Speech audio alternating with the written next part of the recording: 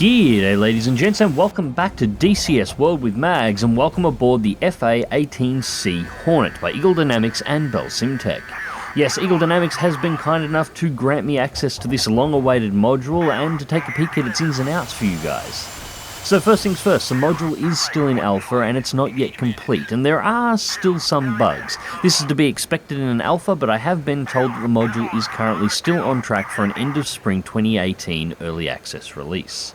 So today's video is actually put together from a couple of flyouts and instant action missions. The one we are watching now is a 2 vs 2 dogfight against a pair of MiG-23s, with IR missiles only. I think I'm gonna let you just enjoy this one. It doesn't last very long.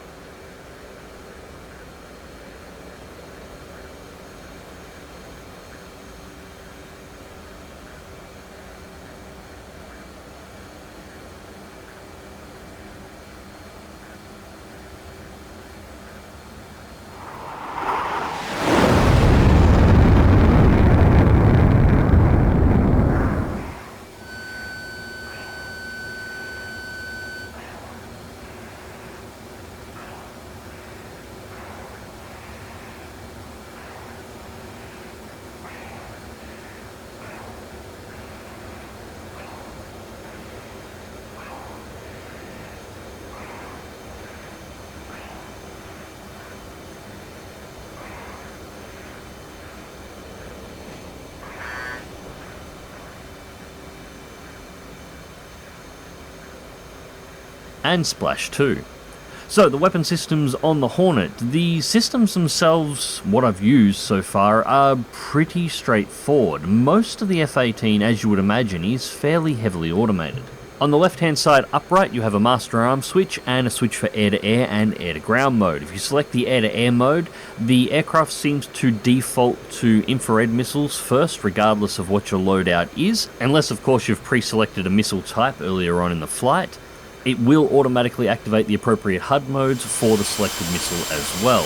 If you want to change the missiles, it's either use the bindings, the preset bindings for the HoTaS, or you can just click on the MFT to select a new weapon system.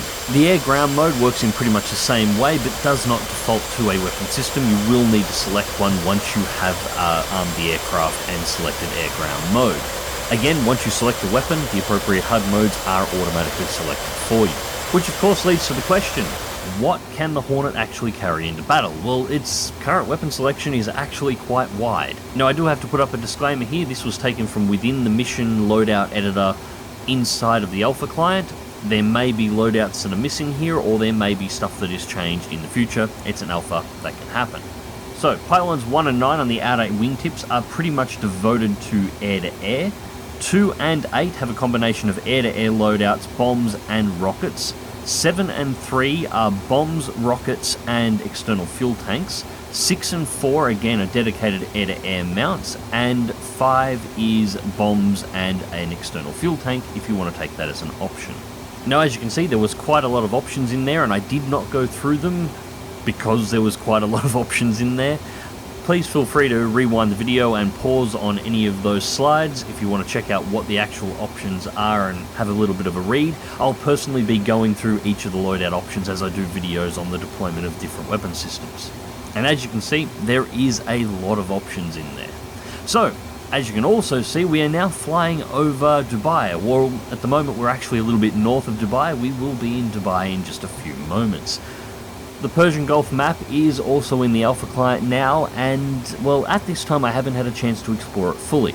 I've mainly been checking out the Emirates and the island of Qeshm on the Iran side of the Gulf. I will say the map has been absolutely gorgeous in all areas that I've seen, and I have spoken to a couple of people now that have actually been to Dubai in fairly recent travels, and they have been very, very impressed with the finish of the skyline and the appearance of the city. It is very convincing as a recreation of Dubai from the air. And it's not just a bunch of buildings and roads plonked down, there's actually some really fine details that you will have to get relatively close to the ground to actually spot. For instance, Dubai, being a fairly large city, actually has a circuit of trains and monorails that run around the city.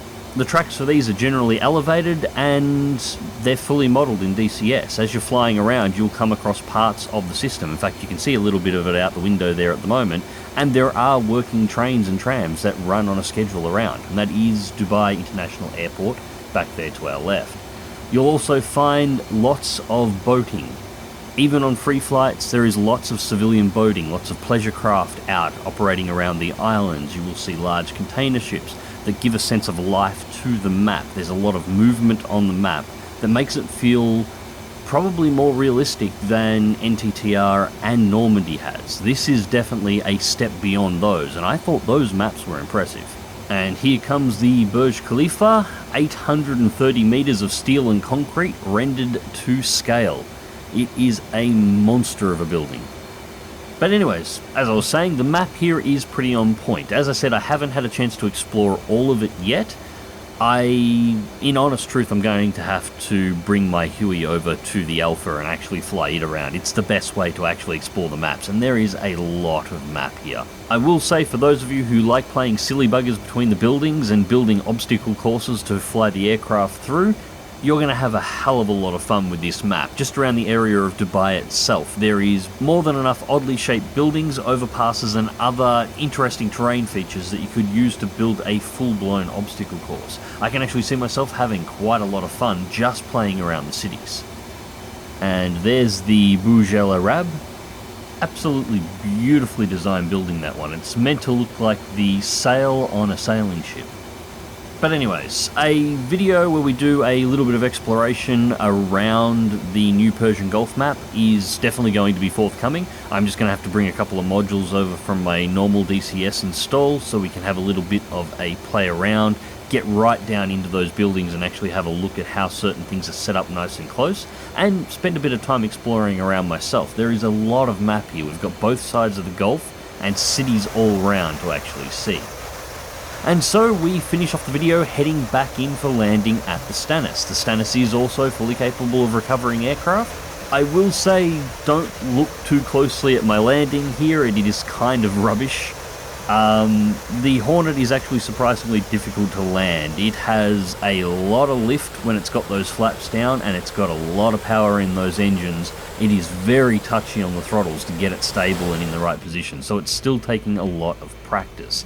But the main reason I wanted to put this in is, one, to show recovery does work, and the second thing, I'm sure most of us who have played DCS and played around with the SU-33 module are used to the stutter and the sliding that you tend to get on the deck of the Admiral K every now and again while taxiing the SU-33 around.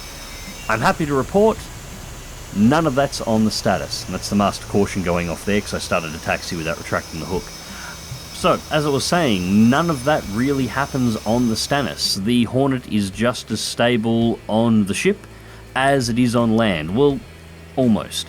When you park and put the handbrakes on and look closely at the wheels, you can see a small amount of shift on the deck, but it's nothing that's actually going to throw the aircraft overboard. It is a little bit unrealistic, but unless it's something you're really looking for, you are probably not going to notice it. Other than that, the overall detailing of the Stennis is absolutely amazing, and while it is a little bit quiet on deck at the moment, it's nothing that a little bit of time in the mission editor and adding a few planes would not fix. Anyways, ladies and gents, I hope you enjoyed the video, and thank you very much for watching. As always, feel free to check the video description down below for links to my social media, to my Twitch, to my Patreon, and to everything else that is important. I will have more videos up on the Hornet very soon. It's just going to take me a little bit of time to learn each of the new features. As I learn the features, I will make a little bit of a video of them and bring them to you guys to check out. Anyways guys, until next time, remember to click that like button, share and subscribe if you would like to see more, and as always, take care.